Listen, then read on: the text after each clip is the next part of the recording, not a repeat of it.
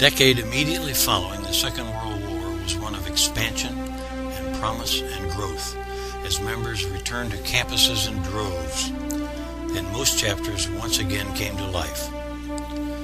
But not all chapters opened their doors at once, and sadly, some would never reopen. Housing was probably the major challenge for many chapters, but Phi Tau was certainly not alone. Most chapter houses of all fraternities had been taken over and occupied by the military during the war, and as campus enrollment soared in the fall of 1945, colleges and universities started an unprecedented building boom, taking land and available buildings for classroom, dormitory, and library needs. During this period, indeed during the years of the war itself, it should be mentioned that one special group of men clearly made a difference for this fraternity. That group of men was our domain chiefs, now called domain directors.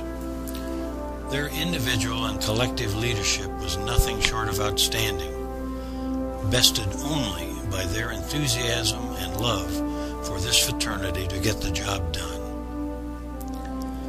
Looking next across the 25 years after World War II, September of 1945 saw the incorporation of the Phi Kappa Tau Educational Endowment Fund, the forerunner of our present Phi Kappa Tau Foundation.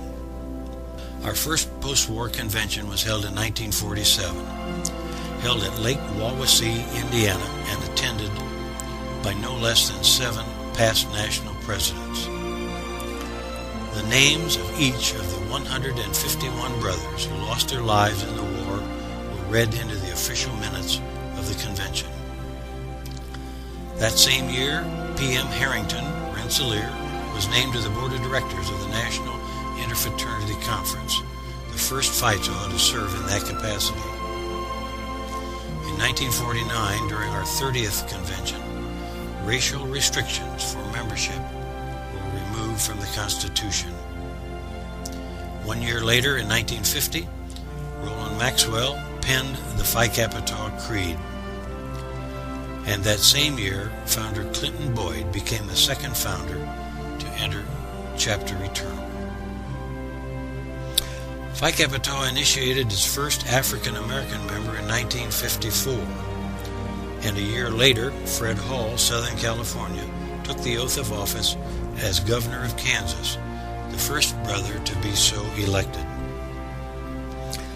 The fraternity's Golden Jubilee Convention in 1956 was held here on the campus of Miami University. That same year, Jack Anson, Colgate, authored the Golden Jubilee History of Phi Kappa Tau. In that first 50 years, between 1906 and 1956, some 22,705 men became members of Phi Kappa Tau's inner circle. Founder Bill Scheidler, Doc Scheidler, in 1958 would become our third founder to enter Chapter Eternal. In 1959, Roland Maxwell retired as the fraternity's national president after 26 years in office, becoming the chairman of the National Interfraternity Conference. And following his chairmanship, Maxwell won the coveted NIC gold medal, also a first for a member of our fraternity. The first known Phi Tau to die in Vietnam was Captain William Nichols, Jr., Penn State, when he was killed in a Viet Cong ambush in the fall of 1964. And in 1968, the inaugural presentation of Impact occurred, the forerunner of our biennial Leadership Academy. It was held at Indiana University under the able leadership of Mel Detra, Ohio State.